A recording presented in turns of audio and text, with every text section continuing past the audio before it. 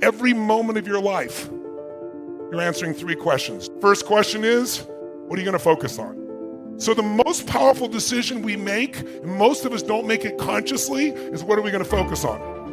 We don't focus on everything. We focus on a small number of things, and that's what we experience in life. Because you could be focusing right now on the blood rushing through your left ear or the touch of your clothes against your skin, but you don't. Most of what your brain does is distort, delete, and generalize to make life simple. And the problem is when you distort, delete, and generalize, you miss a lot of your life. And focus, write down, equals feeling. Whatever you focus on, you're going to feel, even if it's not true.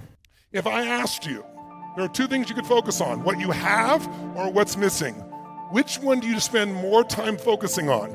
If your brain is constantly focusing on what's missing, how can you ever sustain happiness no matter how successful you become? It is impossible. What happens when you focus on what you have?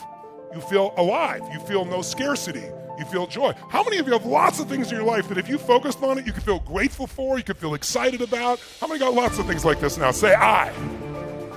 But it doesn't exist unless you focus on it. And we all have patterns of focus. Do you tend to focus more on what you can control or what you can't control, what's outside your control? What is someone going to feel who's constantly focused on what's missing and what they can't control? Sad, frustrated, angry, depressed? So why are they still depressed? Because they're still focusing on what's missing. And they're focused on what they can't control. And I'll add one more. Do you tend to focus more on things from the past, the present, or the future? We all do all 3. But if you're going to spend your predominant time and you want enjoyment, it's the present. If you want to create a great life, it's the future. So it's a balance between the present and future. These 3 patterns alone can change your whole life.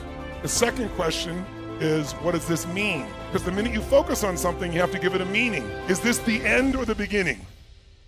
Is God punishing me? That's why this problem happened? Is God challenging me?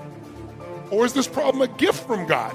See, if you think it's the end of a relationship, are you going to feel the same way, act the same way as if you think it's the beginning of a relationship? Yes or no?